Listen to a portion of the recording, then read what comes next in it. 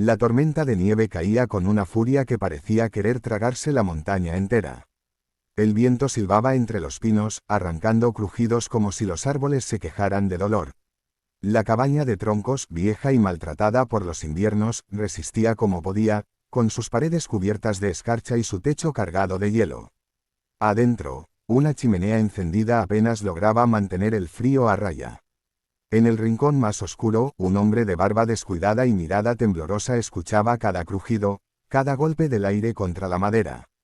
Se llamaba Salvador, un ranchero venido a menos que había decidido pasar el invierno en soledad, lejos de todo y de todos.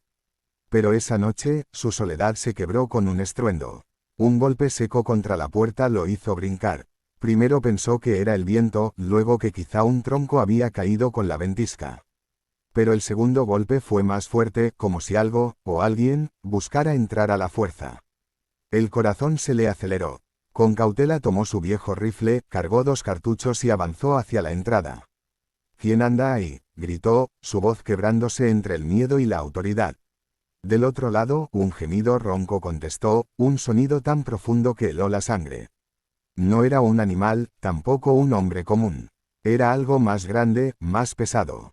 Salvador dudó, pero finalmente corrió el cerrojo y abrió. Lo que vio lo dejó sin aliento. Un gigante, un hombre de más de 2,5 metros, estaba desplomado en la nieve. Su cuerpo sangraba por una herida enorme en el costado, como si lo hubieran atravesado con un cuchillo de carnicero. La nieve bajo él estaba teñida de rojo. Sus ojos, de un azul intenso, lo miraban con súplica. «Ayuda», murmuró, con una voz tan grave que retumbó en el pecho de Salvador. El ranchero se quedó paralizado, dudando si ayudarlo o cerrar la puerta y dejarlo morir. ¿Qué hacía un ser tan descomunal perdido en las montañas nevadas? ¿Y quién diablos lo había herido? La compasión pudo más que el miedo. Salvador lo arrastró como pudo hacia adentro, casi rompiéndose la espalda en el intento. Lo acomodó cerca del fuego y, con manos temblorosas, rasgó la camisa del gigante para ver la herida.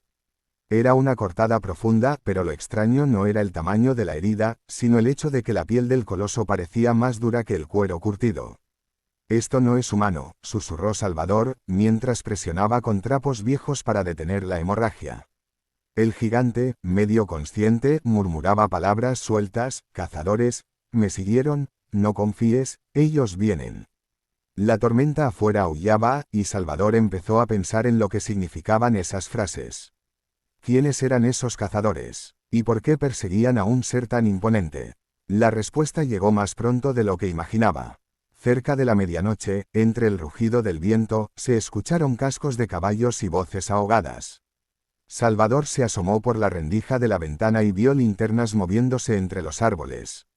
Eran al menos 5 hombres montados, envueltos en abrigos pesados, avanzando con cuidado hacia la cabaña. El corazón de Salvador latía con fuerza. Debía entregar al gigante, o protegerlo. El coloso, que parecía medio dormido, abrió los ojos de golpe y con un esfuerzo descomunal tomó el brazo de Salvador. «No, me entregues, ellos matan, sin piedad», susurró con voz cavernosa. El ranchero sintió como aquella mano enorme lo envolvía casi por completo. Había miedo en los ojos de ese gigante. Un miedo real, humano. Golpes en la puerta lo hicieron saltar. «Abran», gritó una voz autoritaria. «Sabemos que está aquí». Salvador dudó unos segundos, luego tomó su rifle y se plantó frente a la puerta. «¿Qué quieren?», preguntó con firmeza. «Buscamos a un monstruo que anda suelto», respondió un hombre del otro lado. «Es peligroso, mató a 2 de los nuestros y no puede andar libre. Si coopera, no le pasará nada». El gigante, recostado, negó con la cabeza lentamente, suplicando en silencio. Salvador sintió un nudo en el estómago. ¿Y si ese ser había matado gente? ¿Y si los hombres tenían razón? Pero algo en su instinto le decía que no todo era lo que parecía. «Aquí no hay nadie más que yo», contestó Salvador, apretando los dientes. Un silencio helado siguió, luego, un murmullo entre los hombres afuera. Y de pronto, el ruido metálico de un rifle cargándose. La ventana se rompió de golpe y una bala silbó rozando el hombro de Salvador. La pelea había comenzado. El ranchero disparó a ciegas, el estruendo del rifle retumbó en la cabaña. Afuera se escucharon maldiciones y cascos moviéndose. Salvador corrió hacia el gigante, que trataba de incorporarse, pero apenas podía moverse. No puedo dejarlos entrar, dijo Salvador, respirando agitado. El gigante lo miró fijamente, como evaluándolo, y con esfuerzo levantó una mano ensangrentada. En su palma llevaba un símbolo extraño, marcado como una cicatriz, un círculo con 3 líneas cruzadas. Yo, no soy monstruo, soy guardián, murmuró, antes de desmayarse. Las palabras retumbaron en la cabeza de Salvador. Guardián, ¿de qué? El asalto no se detuvo. 2 hombres intentaron forzar la puerta, mientras otro disparaba desde afuera. Salvador disparó de nuevo, logrando hacer retroceder a uno. Pero sabía que no podría resistir mucho. Entonces, algo cambió. El gigante, pese a la herida, se levantó tambaleante. Su altura llenó la cabaña.